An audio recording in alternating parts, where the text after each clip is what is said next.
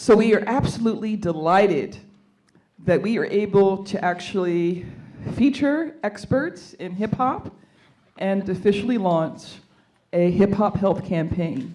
So we express our gratitude to Desi Robinson for submitting what is a featured panel. We honor you, we thank you in advance. Good morning. All right, good morning. Good morning. All right, so it's a hip hop panel, right? So I'm gonna say, can I get a what? And then you're gonna say, what? Can I get a what? What? All right, that's the energy I'm looking for. Thank you, Dr. Wallace. It really is amazing to be here, and to follow Dr. Emden is, I don't know how good that is for me, but I think it's wonderful to be part of a dialogue that is so important about maintaining cultural roots and moving forward in an educational capacity. So I'm really pleased to be here. Is anyone tweeting? Say yes. Yes. Great. So I'm going to put up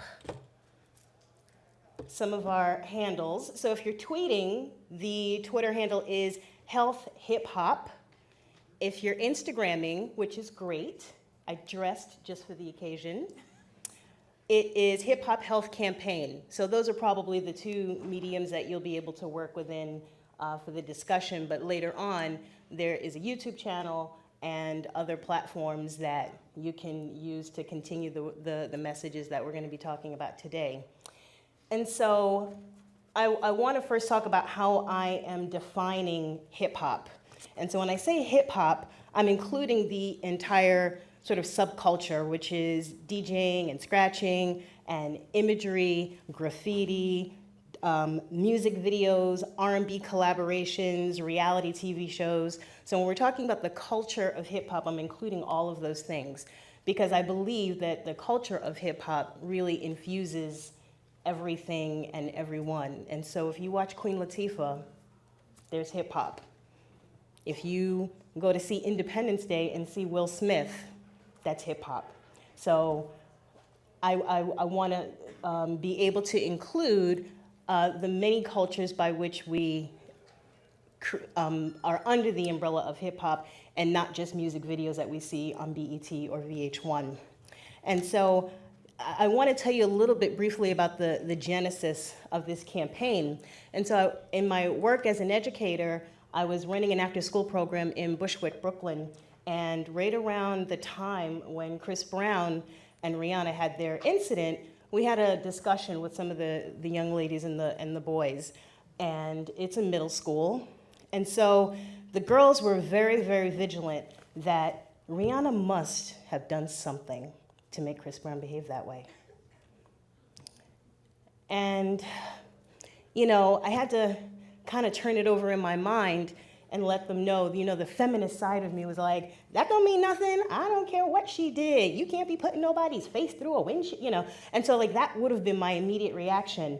But then I thought about it, and I thought about these relationships and how, you know, the messaging for both men and women within the culture.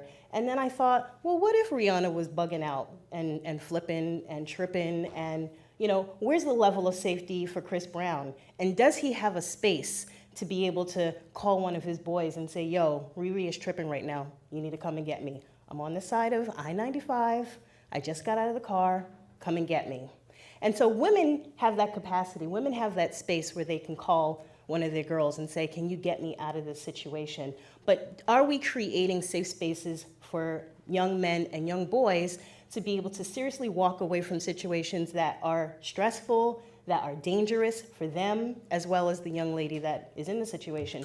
And so I thought, you know, for these young ladies to feel so surely and so vigilantly that Chris Brown was put in a situation, then I believe that he has the power and the capacity to be able to tell them how to get out of a situation like that.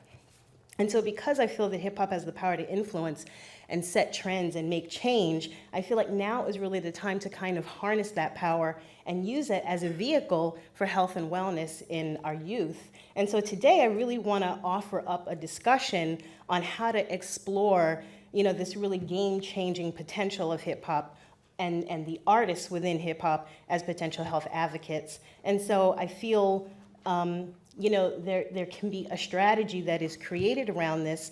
And I also believe that, the misogyny that exists within hip hop it's there. I don't think it's debatable. I don't think anyone here would even, argue it. Any hip hop heads out there? Anybody? Yes. And so I have been maneuvering probably the last 30 years or so with a very conflicted relationship around hip hop. Some of my classmates are here. We've been to parties and we've been bumping it and grinding it and loving it and feeling it. And just like Dr. Eminem said, it's in our DNA, and it's so hard to resist the power of what that music does to you. But then you're thinking, oh, he's calling me a bird, and I don't know how to reconcile this in my head. And so I think that is another conversation. I think that we can have a conversation with hip hop artists and that culture about changing some of the messaging, but then you get into artistic freedoms and all of that. And so what I really want to do is not vilify hip hop, but really look at the power that this genre has to be able to say, we live in a duplicitous society. And so we have to be the same way I'm able to bump it in a club and really, have fun with it.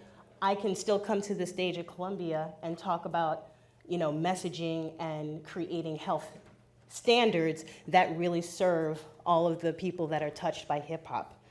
And I think that the panel here today is going to talk about some of the areas in which they work in which they believe that hip hop artists can really speak to some of the issues that are happening in some of our communities. And so without further ado, I want to introduce, they're not in order, so I'm gonna have you raise your hand.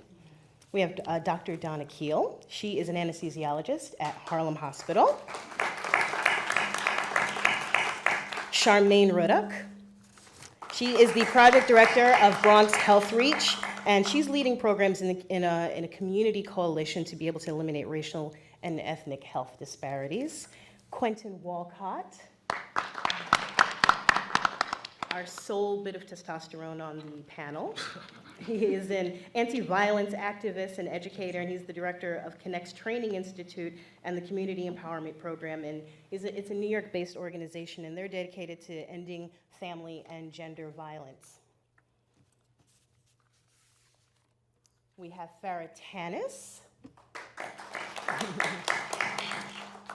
Farah is the executive director of Black Women's Blueprint, and she's a 2012 U.S. Human Rights Institute Fellow.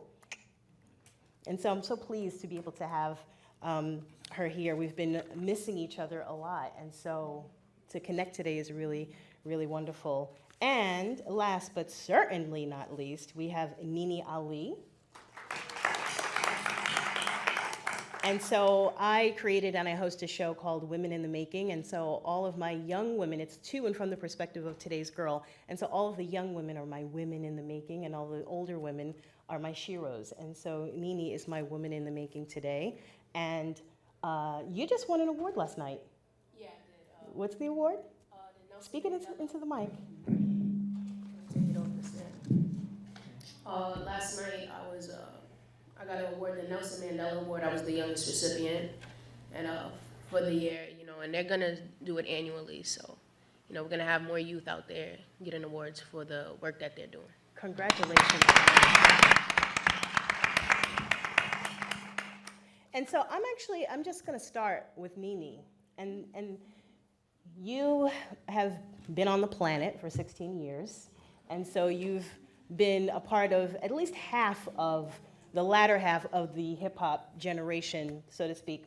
And so I want you to talk with us a little bit about the ways in which, or some of the imagery that exists within hip hop that affects the younger community and the younger generation. With hip hop today, there's a lot of false images, you could say, and it affects us in a way because, we look at these images like, this is reality, when in all actuality it's not. but it depends on how you perceive the image. You know, you don't have to look at that as hip hop. You know, the type of hip hop that I do is conscience, is to uplift the youth, uplift the community, because you know we need to be uplifted. So what happens is they give us all these false images, and we automatically think, you know, this is the life that we have to live. You know, it affects us. It affects us on so many levels through so many aspects, but it's all on the person to take the positivity from hip hop. You know, we don't have to take what they're giving to us. You know, we have underground hip hop artists that's doing it, like the Narubi Selahs and the Immortal Techniques, and you know, they're bringing to you, you know, your self-worth, your self-identity, and you know what's happening. We're looking at these commercial rappers. We're looking at these commercial rappers and we're thinking that this is hip hop, when you know it's not. You know, the beats are nice, everything's nice, but when it comes down to the lyrics, we need more substance. So, you know. And how embraced is that in, I would say generally, in the school community or the community that you live in? Do you think that, you know, folks are like, hey, I need to get some Talib Kweli, and you know, it's sad. It's sad because a lot of my peers, you know, don't listen to the Talib Kwalis or the, you know, the underground artists. They're into, you know, the artists that are out there now. And what's happening is we have more youth that are going on to the path of, you know, I'm gonna be a drug dealer and I'm gonna make money, pop bottles, and you know, so it's really affecting us. You know, we look at these images and we're just like, I want to be this, because all it's telling us is we have to mimic what they're doing in order to be something.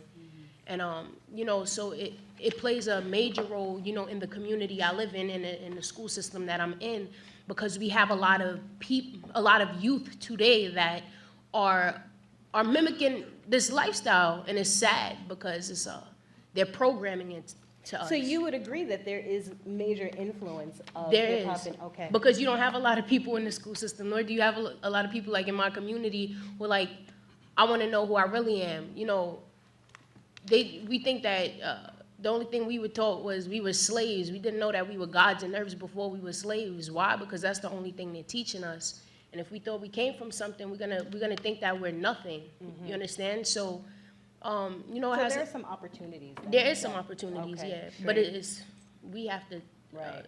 take the initiative to do so and find out. I see Quentin writing feverishly, and so I'm gonna direct the next question to you. I want to know, in what ways can hip hop artists effectively, you know, raise awareness and change some public attitudes about behavior and the thinking? Let's speak specifically around misogyny.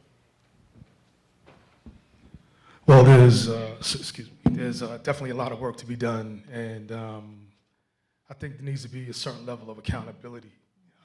So it's not Accountability on the part of who? on the artist. I think the record company, but then also us as the consumers. You know, we can make a decision not to support a particular artist or particular lyrics if need be. But you know, what's unfortunate about, you know, the industry now is that, you know, you don't have to buy an album anymore, because you can get it streamed, you can get it online or what have you. So I think the far-reaching impact is even further now.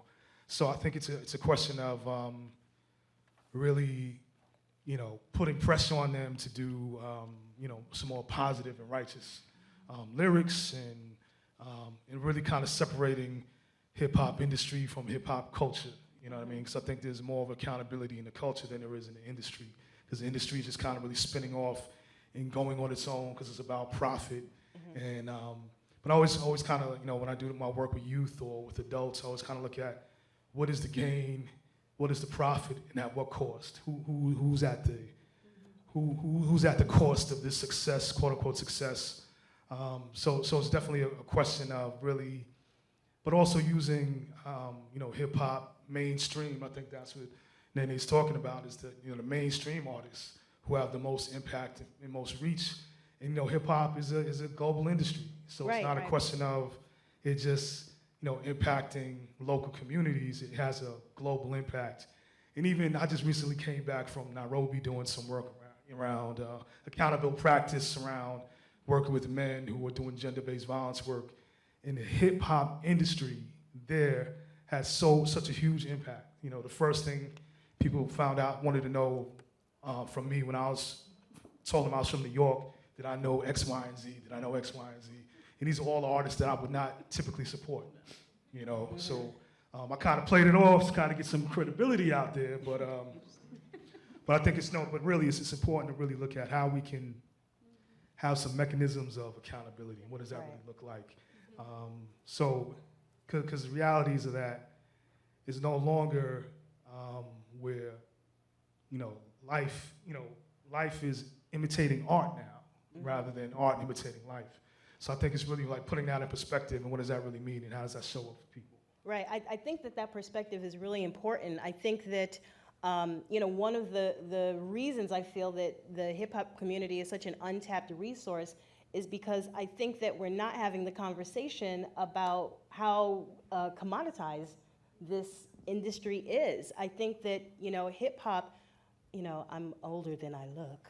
And so back in my day, when hip hop began, it was really a personal narrative about what was happening in people's communities and how they lived and what they experienced. And so the trajectory of it has really, really changed. And we can argue whether it's been good or bad, but it definitely is different. And so, the industry has, it's moved on up like the Jeffersons. And so it's not just about, crack and what it is in the streets. They're popping bottles and Cristal and sporting, Maybach. And so the lifestyle is totally different that is being, perceived. And I think the other thing is we're so sort of enticed by this idea of like being true to the game. And it's like the game is not even crafted by us anymore. And so I think we need to be really honest about, what this is. And again, I'm not vilifying it, but I think we need to be honest about, who is crafting this industry, who are crafting these messages, and really chalking it up as entertainment, which we all want to consume and enjoy, but, we live and we have to understand the duplicitous nature of what it is. And so I want to bring it down to Ms. Farah. I think that, if you look at PSAs like smoking and alcohol, they want you to buy the product. They want you to buy cigarettes. They want you to buy alcohol, but it comes with the caveat of doing it responsibly. And if you're pregnant, don't drink and drive. And so there still is this idea that we want you to consume our product, but we want you to do it responsibly. Do you think, or can we offer up a conversation about, we want you to consume hip hop, but we want you to do it responsibly? Do you think artists have the capacity to be able to do that? That's a toughie, I know. It's a tough question, and I wanna respond to this from a positive and a solution-based standpoint and perspective. When you think about the smoking industry, right, and even in the alcohol industry, what happened with the whole movement to raise awareness about smoking and the death and the destruction that it caused not only in individual lives and in individual bodies, but also to communities around them, to families. When you think about that, folks were radical in their message. It wasn't smoke, but smoke responsibly. And even the message about drinking and drinking responsibly, I think it's extremely lacking. There are just so many layers to that. But if you apply that to hip hop, it would mean that we would have to be ready. We would have to build the will, not only amongst hip hop artists, but build this will, political, financial will to go back to our cultural assets, right? Because what happened with hip hop is that hip hop was a cultural asset. It was something that was our own, that became co-opted, and that became something that's now commodified, right? So to answer your question, can we use those same models? It's a yes and no answer. Mm-hmm. It's a yes answer because we can, if we do, as Quentin said, some asset-based community organizing with all of what that entails, with accountability, with resources, external and internal, committed to it. So yes, we can, but it would take some serious thinking, analyzing, and going back and reclaiming something that was supposed to be ours in the first place. Smoking was never good. It was never healthy in the first place, but hip hop was.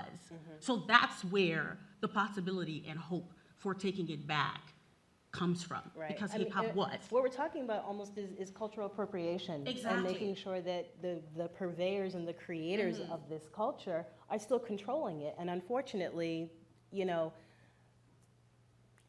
have Yeah. Bad Boy and we have Def Jam, and so, we have people that are managing it, but in terms of owning and controlling it, I think we're talking about, two different Right, things. Right. And so I think really getting back to having the power and the control over what the message and what the medium is will probably offer, what And you're looking that's for. the potential around that, framing hip hop, and framing and using hip hop as a way to give messaging about healthy communities. That's the potential in it, because it was there. We know what that looks like. It happened before. So really, it's a matter of going back to that. Right, right. I want to throw it over to Dr. Keel. From a health perspective, what are some of the things, if you think about, the way that I've just defined hip hop in terms of imagery, videos, television, lyrics, what effects do some of those things have, from a health perspective in let's say the Harlem community that you're serving right now? Wow, this is such a huge and important question. It is really difficult to know where to begin, so forgive me. Because I've written stuff down and then someone says something, you're like, oh shoot, I forgot If you guys that. want to chime in on something else that's been said, let's let the dialogue flow organically, so please. I'm an anesthesiologist. I work in the OR and I work in labor and delivery, so I deal with trauma, I deal with mental illness, I deal with young mothers, any kind of mother, and so this whole realm. And so what I think I'm always surprised by are the things that I'm still seeing. When you come into medicine, you have these ideas about the things that you think that you're going to see, and then you end up seeing what you do see. And I think I'm amazed at how much trauma and violence there still is around gun violence, around reckless behaviors in that regard, and the choices, the very basic choices that people make. We think of health and disease, and I think of obesity, and so something like smoking, which is inherently bad. Food is not inherently bad, but the choices people make around food are bad. Sort of much like, I think, with hip hop. I mean, I came of age, and I'm probably older than you. Perhaps. And so I remember, at home watching very specific things on a screen, one screen, in my home as a teenager, BET, VH1, Friday night videos, and then, where we are today. And I have a 12-year-old who is like, doing video games and all these things. But cycling back, I think it's about the choices that people are making and what they see publicly and think is real and is not. How can we harden this line in the sand? As a 40-ish-year-old woman, I'm very clear about that's in a box, whatever the box is, whether it's a laptop, my phone, the TV, that's there, and then what is actually happening around me. And so I think in terms of what role hip-hop artists can have, or even those who help propagate the culture, whether reality TV, where's the authenticity and what are they willing to share and be accountable to? Because, I think some of us are very clear that this is not their life, but are they willing to say, this is not how I live, this is what I do to feed my family, to feed myself, to whatever that is. And so I think that's the beginning. It begins, and it sounds so cliche because when you're in your 20s and you don't have children, you think when people talk about it starts in the home, you think it's so corny. But once you have a 12-year-old or 2-year-old, whatever it is, you're very clear. Whoever we are, the beginning of consciousness is in that box, whether it's one parent, two parents, middle class, educated, uneducated. So whether we question things or consume them passively, it starts there. So I think it's a building from the inside. I think how people consume things and the choices they make, it's an inside job in the beginning. And if there is any beginning to it, is helping people to interrogate and self-reflect about, are my choices reflecting something real? Are they reflecting something fictional? And then, splintering off and trying to make the real choices as opposed to, reflecting fictions that are out there. And don't get me wrong, I love music, every bit, from Marvin Gaye to Kendrick Lamar to, Ryan and Macklemore. So, but I feel like I'm clear about what my truth is and what my fiction is. Right. I think, so far we have talked about this sort of perception and reality, which I think is, I think it's difficult to vacillate between the two sometimes. And so I think that if, I would offer up, if you think about, say, Joe Pesci or James Gandolfini or Robert De Niro or Al Pacino, what role is Al Pacino the most known for? Scarface, right? And so these are men in our society who are so tied to those particular images, but somehow we're able to separate that, and we know inherently that they're not mobsters. And so we know that these are roles that they play. And so I'd like to offer up the discussion that hip-hop artists are operating within the same capacity. Jay-Z is Sean Carter. And so, Beyonce is Sasha Fierce when she's on stage. And so, artists, they embody these different personas when they're on the stage. And so I'd like to be able to look at how can we, authentically separate the art from the artist, I think. And I also believe that there is some element of race in there. I think it's very easy for us to believe that young black men are thugs. If you roll up in a car and there's 4 of them and you're listening to hip hop music, then you must be a thug. And one of them will go home in a box. And so I think that we have to be careful and we have to be vigilant about how we're defining it. And hip hop certainly includes men, women of different races, but it is predominantly a young black male medium. And so I think that the way that we continue to define the purveyors of hip-hop music is just as important as, charging them to change those images. Because, we have to, in American culture and certainly beyond, hip-hop artists have been so intrinsically tied to being thugs and being dangerous. And I think that it's important that we offer up a discussion that that's what I do for a living, and when I'm at home, I don't call my mother a hoe. I don't call my daughter, a bee. And so somebody raised their hand. Yes, please. It was me. Mm-hmm. I think she made a great point. I think there's always got to be the balance. And it is heavy work, it is vigilant work, it is tenacious and persistent work. Wherever there is an opportunity, wherever we know better, we need to do better. I encountered a young woman and she was complaining about the pain of labor, and she was on her second child and she was 19, and she just kept saying, I won't do this again, I won't do this again, I won't do this again. And I said, you're 19, and I think you started early. And so I think wherever we think that we know better and are well-intended, we have to do that. So when I sit with patients and, I'm talking to them about what is about to happen with their surgery, and there's something in their labs that may concern me around their diabetes or their hypertension, and then they're making also choices that lead them down to a not so great outcome, I need to be honest about that.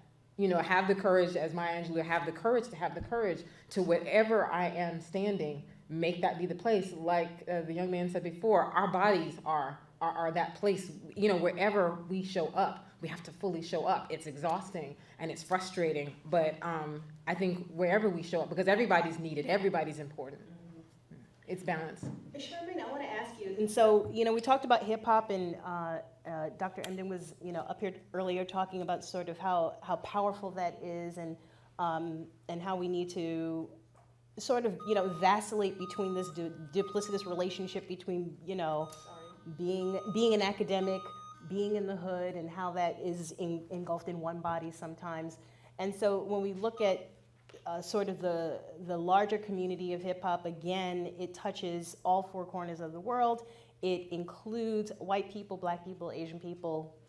It runs the gamut. But in terms of you serving your community and seeing disparate illness of all kinds, emotional, physical, mental, what do you think is happening in the community that is sort of disproportionate than the larger community in terms of themes and images that are happening within the hip hop community? So when I think of hip hop, I was about to say the feedback. When I think of hip hop, unfortunately, despite your introduction, I'm not an expert in hip hop. My expertise in hip hop comes, if there is any at all, comes from the fact that I'm the mother of an 18-year-old son who, for some reason, thinks that he wants to share a lot of the lyrics that he hears. You know, Mom, listen to this. And we make the distinction that certain things can't be played in the house. If I hear the B or the N, I am running into his room because I don't understand why that's happening. But so I want to make two comments. One, as a mother of this 18-year-old boy, and I actually take something of a different stance from the one you just said, where, you know, the hip hop artists separate themselves from the hip hop person, because I have been diligently raising this boy to honor women, whatever, and I sometimes yet still have to be fighting with him in terms of what I see as a certain male aggression. And I think part of that is informed by what he's listening to. And in many instances, many of the hip-hop artists that he listens to, he also sees them on TV being arrested because they have guns or because something has gone down where they are. And so if they're not making the distinction between their art and their lives, and they're not doing it in a way that my son gets it, we're battling these two messages, the one that I'm trying to give him and the one that he's hearing. To the question you asked me about sort of the community piece, you know, I'm thrown back to the origins of hip hop, that it was a commentary on what was happening in the Black and brown communities, right? For communities that had been marginalized, for communities that were invisible, hip hop presented a view. It was revolutionary, right? The unfortunate thing is that many of those artists left the community has remained the same. So many of the structural inequities that they gave voice to are still very much there, and they are the determinants underpinning health, racial and ethnic health disparity. So then, circle back to my son. When my son comes to me with certain lyrics from certain artists, I challenge him by saying, I don't want to hear anything that artist is saying, because I remember when that artist started and he was selling drugs on what corner, and I don't see a school, a health center established at that corner, on that corner where he had his start. Right. So he started from the bottom and now he's there. Exactly, and I don't see, so I tell my son, for all the addicts and their children that were devastated when he sold crack, until he has something established at that corner, I don't want to hear it. He has no credibility, and I don't want you to think he has credibility. And so I would challenge that there is a real role for hip-hop still to play to talk about the structural inequities and inequalities that continue to plague the communities from which they're from, for maybe not their mothers because they took their mothers with them, but for the friend's mother down the road, or the friend or the grandmother who took them in after school, for her grandchildren who are still in that place. So the doctor sees the continuing problem of obesity, the continuing problem of diabetes, the continuing problem of cancer, whatever the health measure that you're looking at. And we need to understand that the issues have not been dealt with. Those determinants of health, and hip-hop, because it's a global phenomenon, can give voice to that in a way that many of us in the public health community cannot. And so I want to actually, I think that hip-hop should be challenged. I see you nodding and right, Quentin? And I just Farrah, wanted to please follow up. expand on that a bit, because I disagree that, the issues with I don't know your son that well, but I would beg to differ that all the issues with your son are about hip hop. And I'm glad you mentioned race earlier, because I think it's definitely a question, a different standard when we're talking about Black, Latino, people of color artists that we're looked at through a different lens. So we must always look at this from a race, class, gender, orientation lens, when we're talking about hip hop music and industry, again, industry versus culture. And I think another thing too about, the early days of hip hop, I don't think that all hip hop was great when it first started. I think there was more of a diversity. Right now we just have a single narrative, that the one that the industry uses that makes money, quote unquote, creates an excitement that, people who don't come from those cultures kind of thrive off of and want to be connected to, and for whatever reason. So I just really, because, any type of music, we talk about every show or, movie we watch, very violent. We live in a violent culture. We live in a very violent, physically, emotionally, we live in a rape culture. Part of what we're talking about today is about misogyny and patriarchy, male privilege and entitlement, and racial privilege, so all of that in terms of who runs the industry. There's a documentary from, good friend, activist and gender activist as well, Byron Hurt, Hip Hop Beyond Beats and Rhymes, something I recommend that talks a lot about what we're talking about today. But just in terms of the potential of hip hop globally or even locally, I think with any campaign, there should be hip hop artists connected to it that are promoting organizations like Connect that are doing work with engaging young men and boys, working with young girls around healing and trauma, because hip hop plays a role in all of that. But there's other structures in society that are supporting that and that control hip hop. So I think we need to be very, very clear and not just isolate hip hop. Because if you get rid of hip hop or you make it positive, that doesn't mean that everything will be all well in the world. So I think we have to look at what is the hip hop culture. And what it used to do was kind of really frame the conditions in our neighborhoods. It used to talk about the food that was available in our local bodegas or in our supermarkets compared to, for example, Upper West Side and here in New York City versus what was being sold in Harlem stores or South Jamaica or places in Harlem. So I think really kind of put it in perspective. And then looking at all the health disparities are important because also that's about race as well.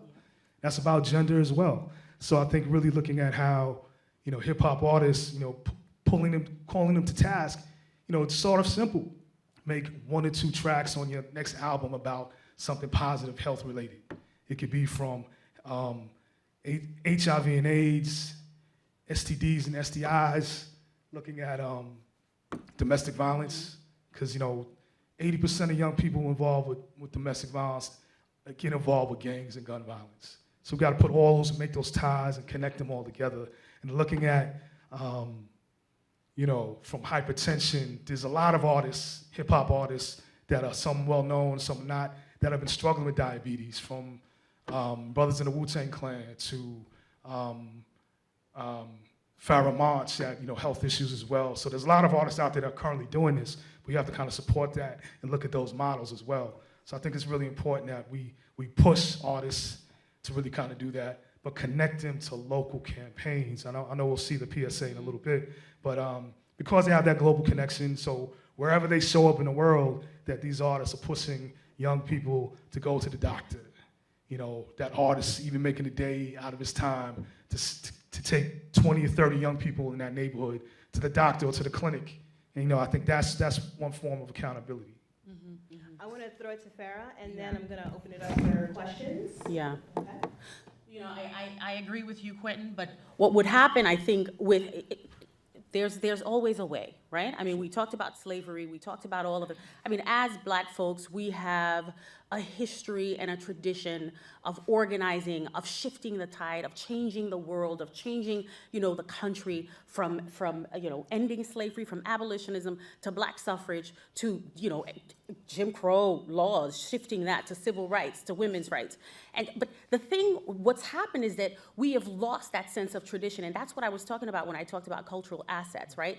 These are the things that we have, these internal assets that have now, we've been separated from as a result of the commodification of a lot and the appropriation of a lot of the things that we produce, our cultural productions. So in order to engage hip hop artists in a way that can benefit the community when the trend has been just to destroy community because of the powers that be, because of the money, it would need to be commercially viable.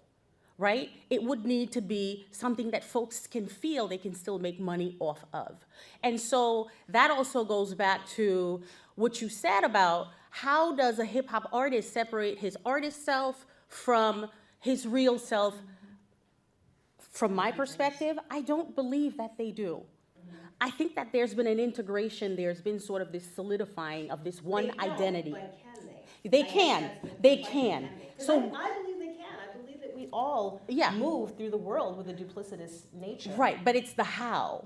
Because then, I can go back to Melissa Harris Perry talking about sort of the concept of the crooked room and how we don't even know if we're upright anymore because of all the images and the constructed images of ourselves have been so crooked, so then we begin to align ourselves with those images that are being reflected back to us from a racist, patriarchal, sexist, misogynist, homophobic, transphobic society. And so we're all part of it. It's not just the hip hop artists anymore who sort of have to separate, this is me performing, thug or whatever. It's also all of us. We're always performing some kind of, whatever's being reflected back to us because we've gotten to a point where we can't differentiate it anymore. So I commend you for what you're doing because then these deep types of conversation and deep levels of consciousness raising really need to happen, not only with the hip hop artists, but it needs to start with us. Before we can hold them accountable, we have to recognize that we're in a crooked room in the first place. I would agree with you, and I think that, I'll just throw this out there that, hip hop icon KRS-One said that if hip hop has the ability to corrupt youth, it also has the ability to uplift them. And so I feel, in crafting this campaign, that there is an untapped resource within the power of hip hop that can affect change in not just the communities that they're from, but the communities that they touch in a very peripheral way as well. And so I'd like to open it up to questions. I've got about 10 minutes or so. I ask that if you come to the mic for a question, I ask that you keep it brief and you streamline it. Good morning. What's your name? Can you hear I me? think you're on. Yeah, I'm Elsie Mecklenburg-Gibbert. Hi, Elsie. Hi, Tanya. Hi. A public health educator, Black woman, immigrant, and with teenagers. Immigrant from where? I'm sorry, from Haiti. Haiti. I'm just wondering, this is new to me, raising young adults, not too long ago, teenagers. Is that the only alternative, the hip-hop health phenomenon? Because we are getting new to that, and I understand that you should really understand your roots. We all have a common history, the slavery history, and what other formula can you suggest members of society other than the hip-hop campaign? Well, I'll throw it out to you guys, but I would say just quickly, I think that the reason I chose hip-hop is because of my own lived experience. And so growing up in New York City, being a Bronx girl, this is what I've known. This hip-hop has been part of my personal narrative. And so I do believe that there are other ways to affect change within health and to educate. This has been my own personal trajectory, and as an educator and as a journalist who uses a platform of media to educate young people, that's been my journey, and that is the power that I have seen, through hip hop, and so I believe that as a piece of entertainment, it operates, much like the modeling industry, where we all know that those images are plumped and stuffed and plucked and pulled and not real, but we still consume it, and there is still this striving to attain that. And so I believe that hip hop, falls within that similar realm of entertainment. Do you guys want to chime in? Yeah, I would just say that I think again, hip hop is one form. It's a tool, and it's a very powerful tool. We like to admit it or not. And I think all of us on this panel are really children of hip hop. If we like it or not. The culture and even the industry. We're so influenced by every single commercial that you see, from car to gas, has some type of hip hop element to it. So I think it's infiltrated our lives in a lot of ways. So I think in so many ways, the vernacular, everybody says, oh, my bad, or everybody uses swag, and these are hip hop infused terms and vernaculars. Mm-hmm. Yeah. I think, Elsie, it's a good question that you ask. I think that hip hop is definitely an option, but there are just a myriad of other ways that art shows up that we can use parts of our culture to give these positive messages. And so it's yes, right? It's yes, there's hip hop is important, and there's so many other types of music. There's jazz, there's R&B, there's, just all kinds of things, right, that we can use. I would even venture this option of, if you wanted to sort of take the base of hip hop and use it to offer offshoots of literature, poetry, dance, music. And so I know you probably feel very put upon that you have to sort of use this platform that, is hard to sort of get your head around and your arms around. But, there are elements of it that maybe you can take pieces of to be able to offer other realms of education. I think Charmaine wanted to... Okay, go ahead. Let me just say, though, you did mention that you're the parent of young adults, right, or teenagers. And the reality is that hip-hop is pervasive, right? There are very little opportunities to avoid hip-hop. That is just how it is.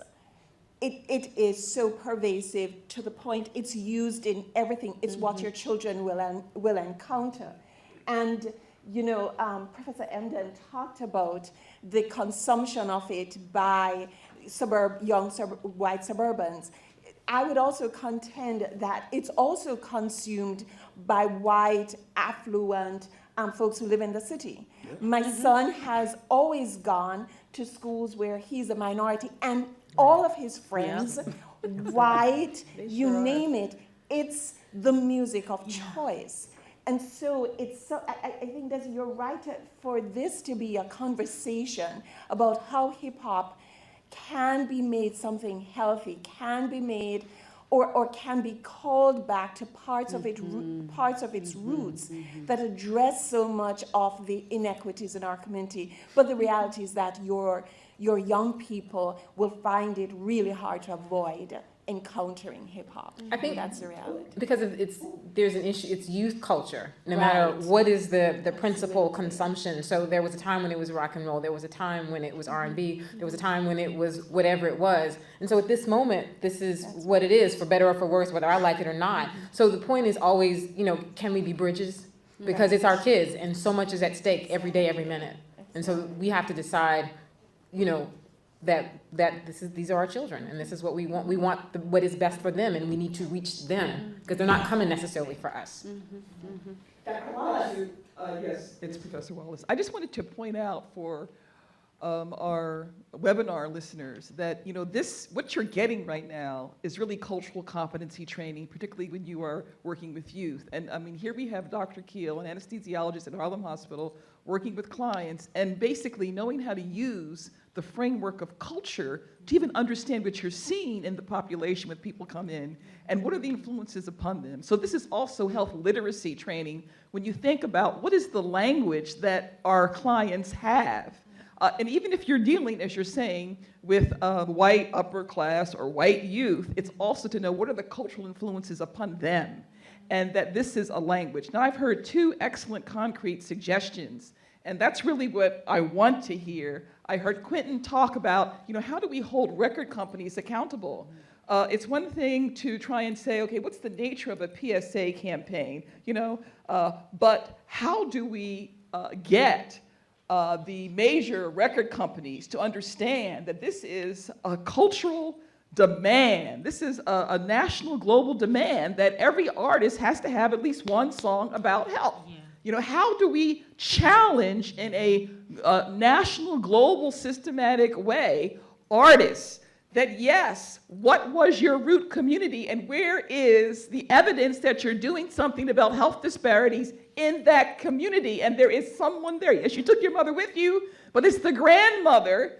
Okay, before she dies, let her see that you've done something for her grandchildren in that community. And so that's what I want to hear. What are the specific demands? Because there's a point where you have to realize that you do have the power to make a demand. In Dr. Minnie Fullylove's talk, we saw where the community put up a billboard in terms of the way that they had destroyed the community. You're not going to do redevelopment past this point. And secondly, we demand housing. You see? And so that's what I want to hear. You have gone this far, but you will go no further. And then secondly, we demand this. And that's what I want to hear.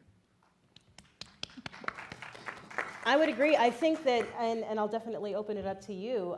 I mean, if we're talking about corporate America, we're talking about the bottom line. And so we have to figure out how are we leveraging our money, our dollars, and our power to affect change in an industry that clearly has the most power over this medium that we're looking to infiltrate and change. But Desi, one of the wonderful things that I sort of, having watched hip hop in the context of sort of the history of black music, right, is that hip hop did something different. It started to own many of its music companies, many of the music distribution. I mean, that was a radical change from what had happened when you look at so many black artists who never owned their music and other people got rich off it. Hip hop definitely drew that line in the sand and I think learned from their history. We're going to own it. So I don't want to make it easy to say, oh, it's corporate America and you have to do this.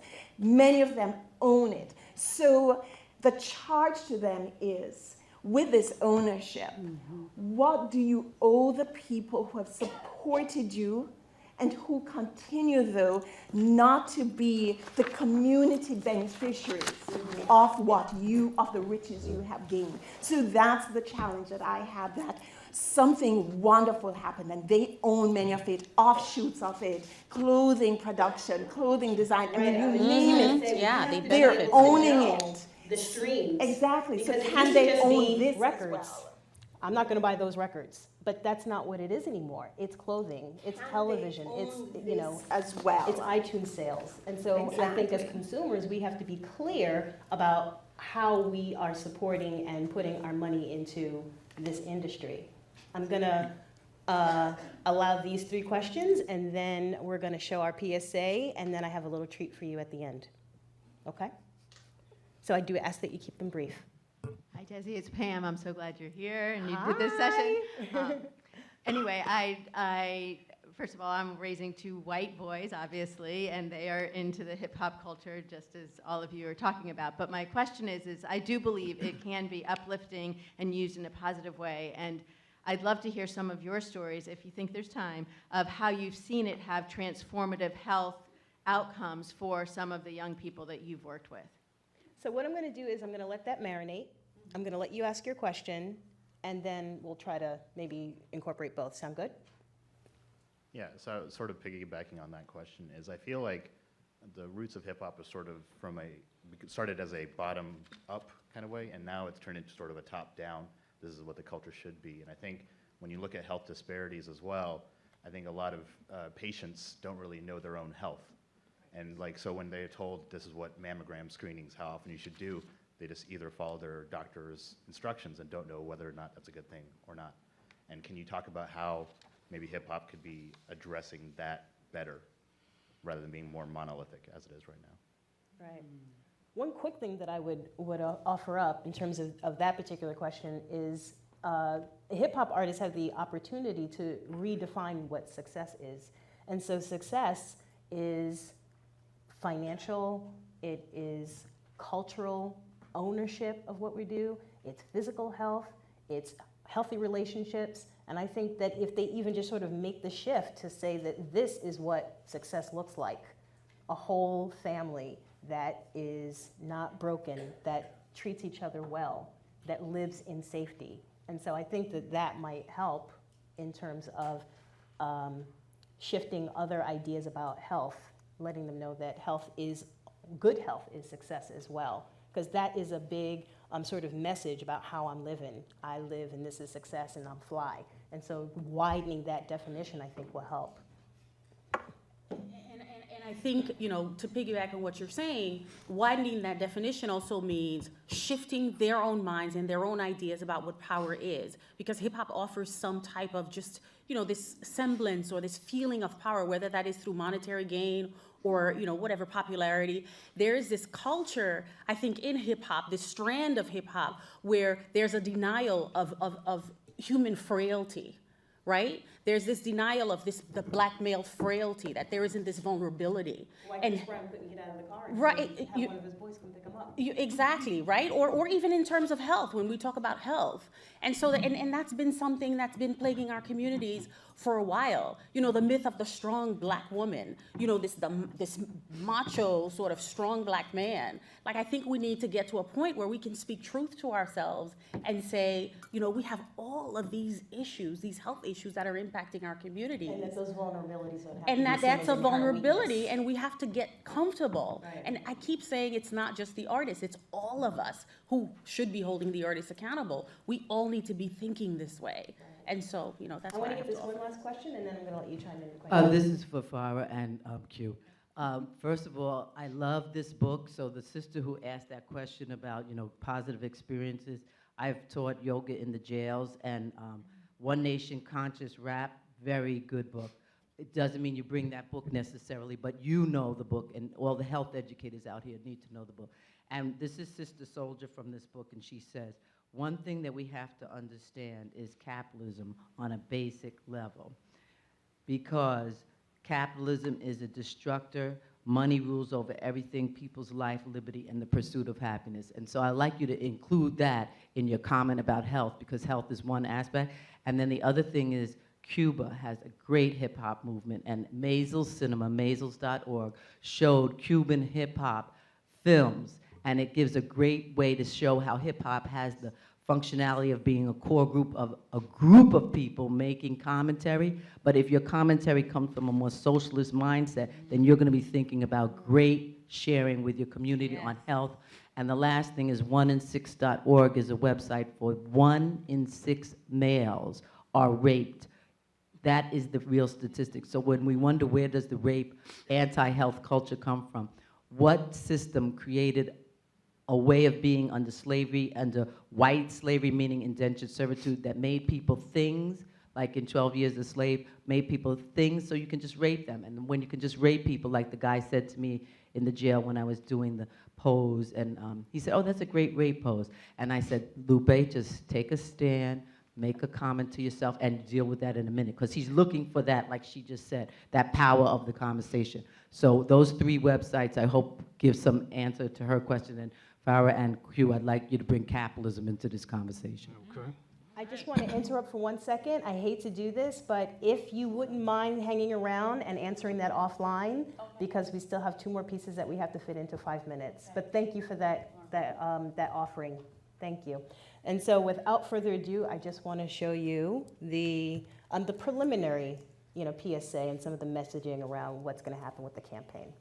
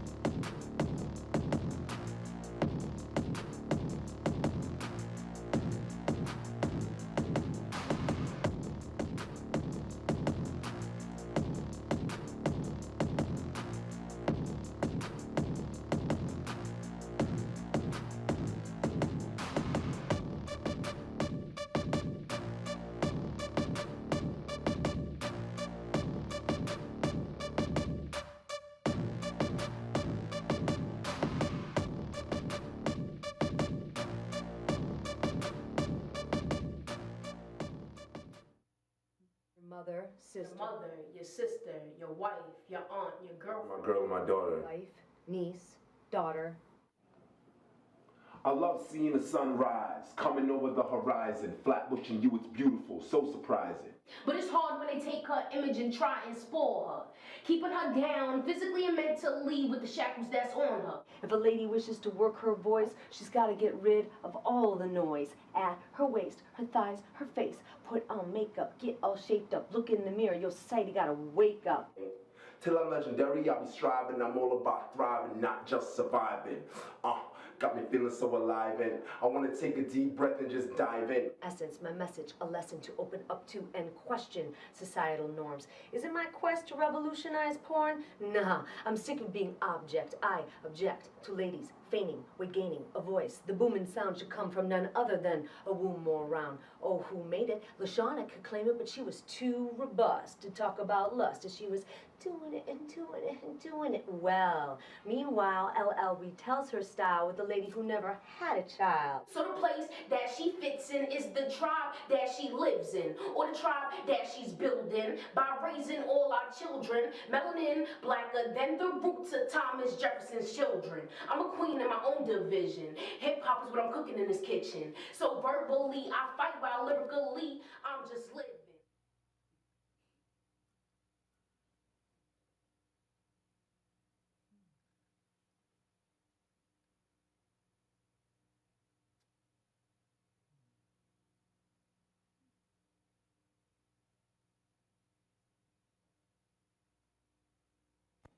Hip-hop is entertainment. Distinguish between musicality and reality.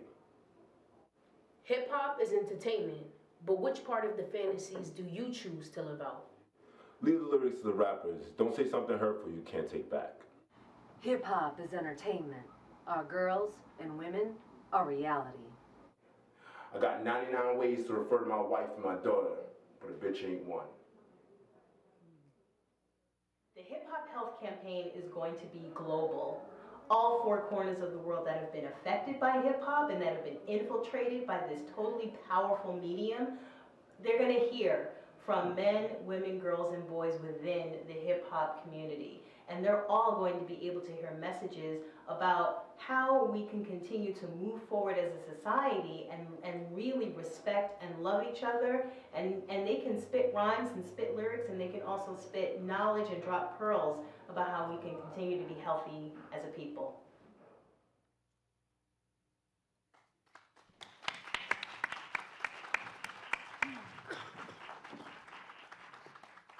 And so as we close out, I want to bring Nini to the stage to just close us out. But thank you for joining us, and I do appreciate commentary, and I'm willing to chat with you guys offline.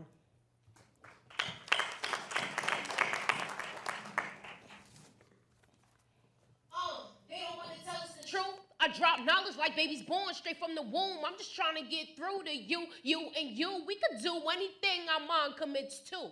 Knowing thyself is for the bargain. Like homeless people on the corners looking for a meal because they starving. But I'm hungry for the knowledge, trying to feast off the wisdom. Take the in-prison minds, make them understand conditions of living in society. Because we're not priorities. The system was designed for architects, not minorities. Gotta grow, gotta show. Have to stand up, chest out like you're bold. Behold, the blemish and facts of reality between the truth. They making jokes of our lives. Everything has become a spoof. Poof. The smoke clears from the mirror, mimicking our imaging, broadcasting these lies just like heroin seeping in our veins. Make us go insane. Grab the mic, spit the truth, paint a picture vividly, lyrically, make a symphony of sad songs sung by the slaves before they was hung, taking our breath away, leaving us with the hopes of a brighter day, pushing for a dream even a dream catcher couldn't chase. Word, we were gods and earth before we had to endure. We still the majorities. They just scared of the Moors. I look through my native eyes as I see mothers cry. I was at war with myself when I wrote this piece. I love you so much that I decided to recite this piece. At the end of this piece, I guarantee you a promise of peace. Warmongers go to war to settle their thirst for economic upward mobility. The same can also be said for Bloods, Crips, and MS-13s. They put work in the hood for capitalism just in order to get rich. So now you tell me, how is that any different from the secular violence in the Congo? After all, the United States isn't the only country with a hood. Urban city kids aren't the only kids with the mentalities that it's so good. While in these hard economic times, funeral services never been so good, it seems as if we're comfortable showing our tail. While we have an entire network named Fox that's designed to see us fail, and religious leaders condemning us to hell, we need to take a new route and hold government responsible and demand that the hood get an economic bailout. Religious leaders can't condemn black people to a place they already reside in, and I understand the mechanics of oppression. Your oppressor will pervert you to the point where you are an instrument of your own oppression. So hear me clearly. It's all good to promote war in inner city neighborhoods so that CIA push crack to blacks. Young kids got money, so now they have to be strapped. They ran out and flood the hood with gats. And it's so common to have 4 o'clock in the afternoon rat-a-tat-tat and a universal record label that's quick to promote gangster rap. It's no wonder why my pen is bulletproof, why my tongue is Teflon, or why my words are like hollow point bullets piercing through the truth. We need to amend the Second Amendment because funeral services and the NRA, in my opinion, are one of the same economic upward mobilities. So who do they claim? If we knew our history, we would know that Willie Lynch is to blame. His words ring true to this very day. 300 years later, we are still slaves. Pants sagging, gun clapping, chip stacking, woman slapping. There's a lack of black movie producers in Hollywood, so while we keep acting as if genocide is a form of keeping it real, which is why I want to appeal to the human in you, because this is what it takes for peace. So I'm going to take a piece. And at the end of this piece, I guaranteed you a promise of peace. These are my words and this is my voice. And we really do have a choice. We could either live in it or we could rest in it. But my most accounts necessary. We will have it. Peace. Thank you.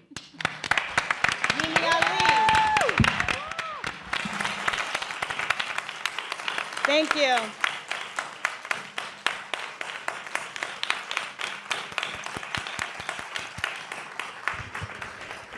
We are delighted and honored that it will be said that this campaign was launched here in the 6th Annual Health Disparities Conference. So let's just give them another hand.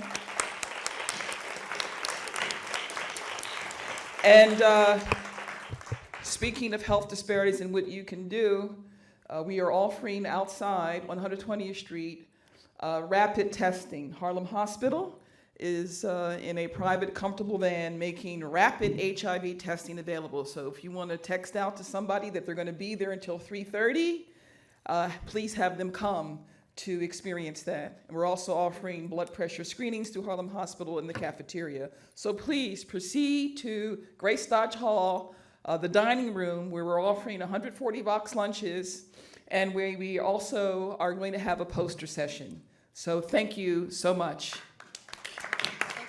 That was wonderful.